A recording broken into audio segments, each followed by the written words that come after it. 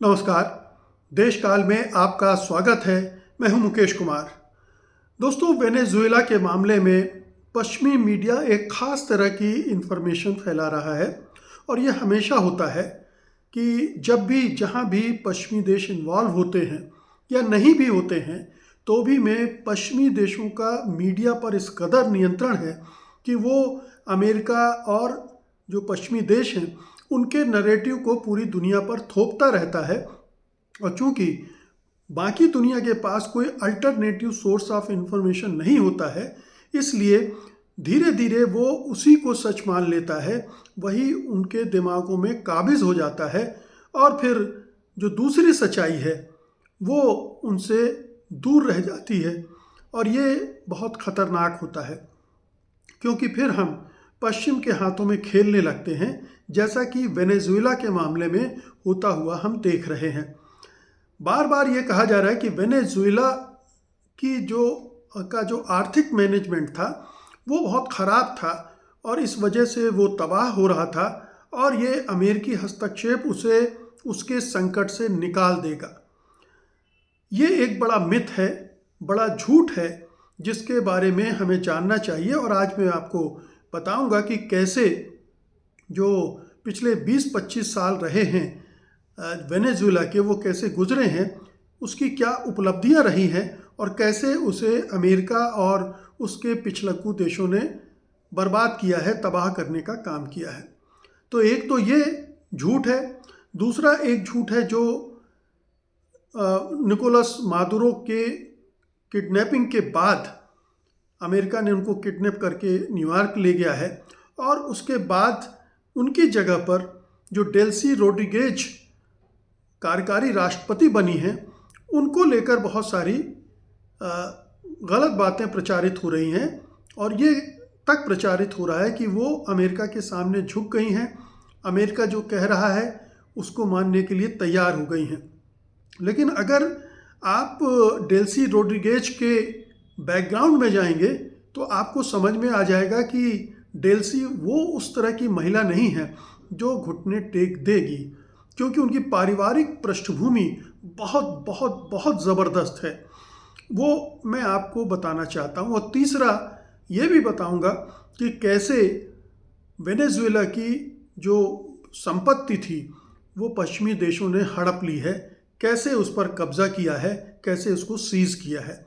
तो ये 3 एस्पेक्ट हैं जिन पर आपको जानना चाहिए वेनेजुएला को भली भांति से समझने के लिए।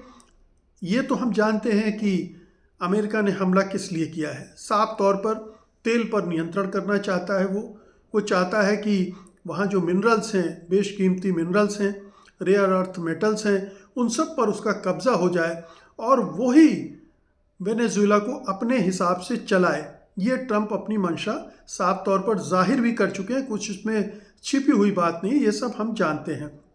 लेकिन बाकी जो चीज़ें जो हम नहीं जानते, आज मैं वो बता रहा हूँ।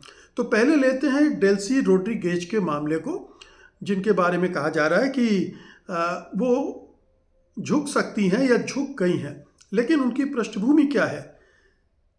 डेल्सी रोड्रिगेज एक ऐसी महिला है जिनके पिता जॉर्ज रोड्रिगेज को यातना देकर उनकी हत्या कर दी गई थी वेनेजुएला में ही, और इसमें CIA का स्पष्ट रूप से हाथ था। जॉर्ज एंटोनियो रोड्रिगेज वेनेजुएला के समाजवादी कार्यकर्ता थे, छात्र आंदोलन के प्रमुख नेता थे और एक वामपंथी संगठन से जुड़े हुए थे।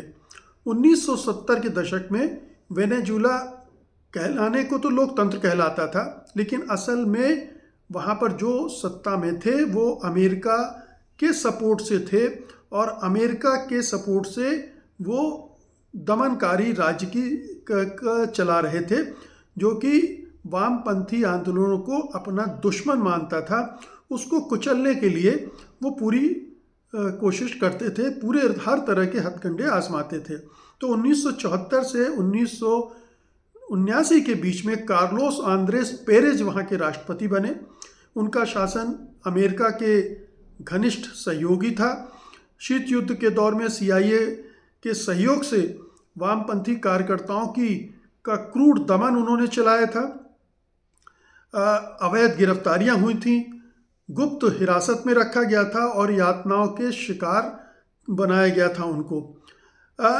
जुलाई 1976 में जॉर्ज रोड्रिगेज, जो कि डेल्सी रोड्रिगेज के पिता थे, उनको वेनेजुएला की खुफिया एजेंसी DISIP ने गिरफ्तार कर लिया था। उन पर राज्य विरोधी यानी गद्दारी यानी देशद्रोही गतिविधियों के आरोप लगाए थे और ये कहा गया था उनका सशस्त्र विद्रोह से संबंध है। उन्हें गोपनीय रूप से हिरासत में रखा गया। वहाँ वो अपने परिवार, वकीलों और जो पब्लिक मॉनिटरिंग होती है उससे पूरी तरह से बाहर कर दिए गए थे। उनका किसी को अता पता नहीं था। फिर उन पर ज़बरदस्त तरीके से यातना दी गई। कई दिनों तक उनको शारीरिक यातना दी गई, उनको बिजली के झटके दिए गए, बुरी तरह पीटा गया और नींद से उनको वंचित रखा गया। इसके बाद उनको तोड़ने की कोशिश हो रही थी, लेकिन इतना उनको यातनाएं दी गई कि 25 जुलाई 1976 को जॉर्ज रोड्रिगेज की मौत हो गई। सरकार ने कहा कि हिरासत में उन्होंने आत्महत्या कर ली थी, लेकिन उनके शरीर पर गंभीर यातना के स्पष्ट निशान थे। पोस्टमार्टम और प्रत्यक्षदर्शियों की गवाही थी और उन्होंने इस आरोप को सरासर झूठा बताया था। जाहिर है कि ये राज्य के द्वारा, सरकार के द्वारा की गई हत्या है और इसको पूरा देश वेनेजुएला इसी रूप में देखता है और इसीलिए उनको वहाँ पर बड़े शहीद का दर्जा प्राप्त है। डेल्सी रोड्रिग्स उस समय केवल 7 साल की बच्ची थी जब उनके पिता की इस तरह से यातना देकर हत्या की गई थी और उनके भाई होर्हे रोड्रिगेज भी बहुत छोटे थे। उनकी मां को पति की लाश मिली थी, सरकार की तरफ से परोसा गया झूठ मिला था और उन्हें इंसाफ देने से सरकार ने मना कर दिया था। तो ये तो बैकग्राउंड है और जाहिर है कि जिनके पिता इस तरह से मारे गए हों उनके जीवन में मूल चेतना कहाँ से आई होगी, उन्हें प्रेरणा कहाँ से मिली हुई होगी और वो किस तरह की राजनीति करती होंगी, ये समझा जाता है। आज वेनेजुएला में जॉर्ज रोड्रिगेज को शहीद क्रांतिकारी माना जाता है। उनकी हत्या को CIA समर्थित दमनकारी राज्य हिंसा का प्रतीक माना जाता है और बोलिवेरियन क्रांति जो ह्यूगो चावेज ने चलाई थी में ये जो पूरा मामला है ये बार बार उद्धृत किया जाता है और ये बताया जाता है कि उस समय जो तथाकथित लोकतंत्र था वो कैसा था, किसके लिए था, किसके इशारे पर चलता था और क्या करता था वेनेजुएला के लोगों के साथ। तो ये पूरा पृष्ठभूमि है। अब आप इस पृष्ठभूमि से निकली डेल्सी रोड्रिगेज के बारे में सोचिए कि क्या वो अपनी पिता की इस विरासत के साथ गद्दारी करेंगी? कतई नहीं। और इसीलिए ये माना जाता है कि डेल्सी रोड्रिगेज भी अपनी पिता की राह पर ही चलेंगी और इसलिए उनका हिलना डुलना संभव नहीं है कि वो अमेरिकी दबाव के सामने झुक जाएंगे। तो एक तो डेल्सी रोड्रिगेज के बारे में जो गलत धारणाएं बनाई जा रही हैं उस पर है। फिर आते हैं जो ह्यूगो चावेज थे जिन्होंने 1999 से 2013 तक जो वेनेजुएला के राष्ट्रपति थे और बोलिवेरियन क्रांति के माध्यम से उन्होंने वेनेजुएला में ज़बरदस्त परिवर्तन किए थे, ज़बरदस्त गरीबी और आर्थिक असमानता के खिलाफ लड़ाई लड़ी थी और बहुत बड़ी उपलब्धियां हासिल की थी, बहुत बड़ी उपलब्धियां हासिल की थी। और उनके कुछ उदाहरण मैं देता हूं कि गरीबी में जो है 1999 में चावेज सत्ता में आए और गरीबी दर में उल्लेखनीय कमी आई। 2003 की 13 साल के बाद गरीबी लगभग 50% कम हो गई थी। आप सोचिए कि केवल 4 साल में उन्होंने गरीबी को 50% कम कर दिया था और जो एक्सट्रीम पॉवर्टी कही जाती है, चरम गरीबी, उसमें 70% की कमी आई थी। 1998 में जो GDP का खर्च था 11.3% था, समाज पर जो खर्च किया जाता है वो 2011 तक दोगुना कर दिया गया था, 22.8% तक बढ़ा दिया गया था। इसी तरह से बहुत सारे स्कीम चलाए गए थे जिसमें मिशन मर्कल थी, जिसमें गरीब इलाकों में सस्ते दामों पर भोजन उपलब्ध कराया जाता था।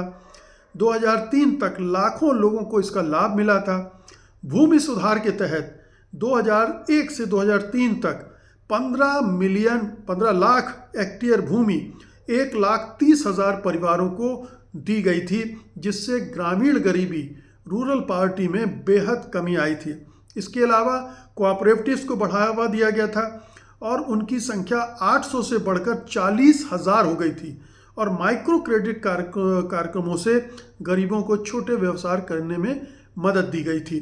तो आप सोचिए, गरीबी उन्मूलन के लिए कितना बड़ा अभियान चलाया गया था। कैसे जो ऑयल से रेवेन्यू आता था उसका इस्तेमाल समाज की भलाई के लिए किया गया, गरीबी से लोगों को उबारने के लिए किया गया, आर्थिक असमानता को दूर करने के लिए किया था। आर्थिक असमानता पर आते हैं अब। जो इंटरनेशनल गिनी गुणांक है जिससे असमानता के बारे में अंदाज़ा लगाया जाता है, उसको मापा जाता है, तो 2001 से 2003 के बीच में जो असमानता थी 0.5 से घटकर 0.397 हो गई, जो लैटिन अमेरिका में, पूरे लैटिन अमेरिका में सबसे कम थी। यानी सबसे कम असमानता वेनेजुएला में थी। और इसके तहत क्या किया गया था, तेल राजस्व को पुनर्वितरण के माध्यम से ये अचीव किया गया था। न्यूनतम वेतन बढ़ाना, सरकारी नौकरियां बढ़ाना और जो लैंड है उसका रीडिस्ट्रीब्यूशन करना, इस सब के जरिए वहाँ की पूरी जो अर्थव्यवस्था है उसको बदल डाला गया था। एक तरफ गरीबी कम की गई, दूसरी तरफ असमानता कम की गई। 2002 से 2003 की तेल हड़ताल जो अपोजिशन के द्वारा आयोजित की गई थी और जिसके पीछे अमेरिका था, ने अर्थव्यवस्था को बुरी तरह से प्रभावित किया था। लेकिन उसके बाद जीडीपी और प्रति व्यक्ति आय में बड़ी तेज़ी से वृद्धि हुई थी और इससे पूरा जो वेनेजुएला का पूरा जो गरीबी और आर्थिक असमानता का पूरा मामला उलट गया था, जो उसके पहले नहीं था। तकरीबन चावेज के दौर में तकरीबन 20% गरीबी कम हुई थी और ये संभव हुआ था। तीसरा एक बड़ा उल्लेखनीय काम चावेज के कालकाल में हुआ था कि जो लिटरेसी थी वो एकदम से बढ़ गई थी।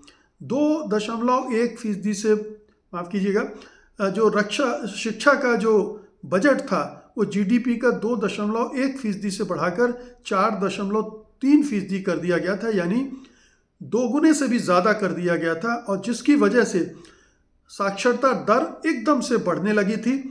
इसमें जो बुजुर्गों की साक्षरता है उसको बढ़ाया गया था। इसके बाद जो प्रारंभिक शिक्षा 6वीं कक्षा तक है उसमें से जो ड्रॉप आउट थे उनको कम करके उनकी साक्षरता बढ़ाई गई। फिर माध्यमिक शिक्षा में भी छात्रवृत्ति वगैरह देके उसको बढ़ाया गया और उच्च शिक्षा में लगभग 1 लाख गरीब छात्रों को $100 मासिक छात्रवृत्ति दी गई। बोलिवियन स्कूलों में लगभग 60 लाख बच्चों को पूरे दिन की शिक्षा और भोजन दिया गया, जबकि डे केयर कवरेज 40 से 45% तक बढ़ा दिया गया। इसका नतीजा क्या हुआ कि जो स्कूल में जो नॉमिनेशन होता है वो 83% से 90% पहुंच गया और जो मास्टर्स करने वाले लोग हैं उनकी संख्या बढ़ गई थी। और इसके बाद जो यूनाइटेड नेशंस है उसने वेनेजुएला को पूर्ण साक्षर देश भी घोषित कर दिया था। तो ये बड़ी उपलब्धियां थी ह्यूगो चावेज के दौरान। लेकिन ये जो पूरा अभियान चल रहा था वो अमेरिका को खटक रहा था और अमेरिका और उसके जो सहयोगी देश हैं किसी भी तरह से जो वहाँ परिवर्तन हो रहे थे समाज में, उत्थान के, बराबरी के, गरीबी दूर करने के, उनमें वो अड़चन डालने का काम शुरू कर दिया गया। और 2015 में ओबामा प्रशासन ने प्रतिबंध शुरू किए। 2017 में ट्रंप ने उन्हें और तेज किया। जो वहाँ की सरकारी ऑयल कंपनी थी उस पर प्रतिबंध लगाया, तेल निर्यात पर रोक लगा दिया, वित्तीय बाजार में वेनेजुएला को बाहर रखने की कोशिशें की गई। और हालांकि चावेज उस समय तक जा चुके थे, 2013 में उनकी मृत्यु हो गई थी, उनकी जगह मादुरो आ गए थे और सबसे ज़्यादा ये प्रतिबंधों की मार उन्हें ही झेलनी पड़ी। और इस तरह से अमेरिका और उसके लोगों ने इसको उलटने की कोशिश की गई। तो जब ये सारे प्रतिबंध लगे तो तेल उत्पादन एकदम से गिर गया। सालाना राजस्व जो था उसमें ज़बरदस्त कमी आ गई। और फिर जो काम चल रहे थे गरीबी दूर करने के और असमानता घटाने के, उसमें भी रुकावटें पैदा हो गई। और इसी वजह से वहाँ का जो माहौल है वो फिर बिगड़ने लगा। जो सामाजिक सुधार के मिशंस थे सारे बंद करने पड़ गए या वो शिथिल पड़ गए। एक तरफ तो ये प्रतिबंधों का खेल हुआ, दूसरी तरफ पश्चिमी देशों ने वेनेजुएला की संपत्ति पर भी कब्जा कर लिया। अब देखिए कि जो अमेरिका की सहयोगी कंपनी है सिटगो को 2019 में जब्त कर लिया गया और विपक्षी नेता अमेरिका ने जो वहाँ की सरकारी तेल कंपनी थी वेनेजुएला की, उसकी सहायक कंपनी को जब्त कर लिया और विपक्षी नेता जुआन ग्वाइदो को उसको सौंप दिया गया। ये सालाना $1 बिलियन राजस्व देती थी जो सामाजिक कार्यों के लिए इस्तेमाल होती थी। 2024 में अमेरिकी अदालत ने इसे नीलाम करने के आदेश दे दिए थे और इस तरह से एक बड़ी इनकम को रोक दिया गया। अन्य संपत्तियां, ब्रिटेन ने वेनेजुएला के सोने के भंडार को फ्रीज कर दिया मतलब एक तरह से कब्जा कर लिया। अमेरिकी बैंकों में $347 मिलियन फ्रीज कर दिए गए। 2023 में और जो फ्रीज किए गए थे वो विपक्षी नेताओं को सौंप दिया गया, जिसका मतलब था कि वो विपक्ष सत्ता जो है उसको पलटने के लिए उसको इस्तेमाल कर सकता है। इसी तरह से कोलंबिया में कंपनी जब्त की गई। ये सारी कार्रवाइयाँ हुई जिससे वेनेजुएला कमज़ोर पड़ता गया। अब देखिए मचाडो का क्या रोल था। मचाडो एक बड़ी औद्योगिक घराने से आती हैं, उनकी तेल कंपनियां थीं और भी दूसरे कारोबार थे। राष्ट्रीयकरण में वो उनसे छीन लिए गए, लेकिन वो अभी भी बहुत ही बड़े ख़ानदान की हैं और उनका परिवार पूरी तरह से अमेरिका को समर्पित रहा है, अमेरिका से जुड़ा रहा है, अमेरिका की राजनीति को बढ़ावा देता रहा है।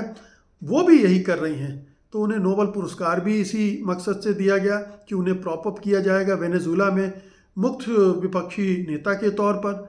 लेकिन वो बात हुई नहीं। अभी भी वो बहुत तड़फ रही हैं कि उन्हें ये भूमिका दी जाए, उन्हें वेनेजुएला का सर्वेसर्वा बनाया जाए। उनका बयान आज भी आया है। तो ये सिलसिला मचाडो को देखिए, जिसका किसी आंदोलन से, किसी समाज सुधार से, वेनेजुएला की बेहतरी के लिए नहीं हो, बल्कि वेनेजुएला के प्रति वो गद्दार रही हैं, ख़ानदानी गद्दार हैं। उनके पूरा ख़ानदान यही करता आया है। अमेरिकी पिट्ठू बनकर वेनेजुएला की राजनीति में आम लोगों के खिलाफ भूमिका अदा करता है। तो ये 3-4 महत्वपूर्ण पहलू हैं जिन पर मैं चाह रहा था कि आप जानें, समझें, ताकि ये जो वेनेजुएला का संकट है उसमें जो एक तरफा खबरें आ रही हैं उनसे आप प्रभावित ना हो, अपनी राय इंडिपेंडेंटली बना सकें। बहुत बहुत शुक्रिया आपका। धन्यवाद। नमस्कार।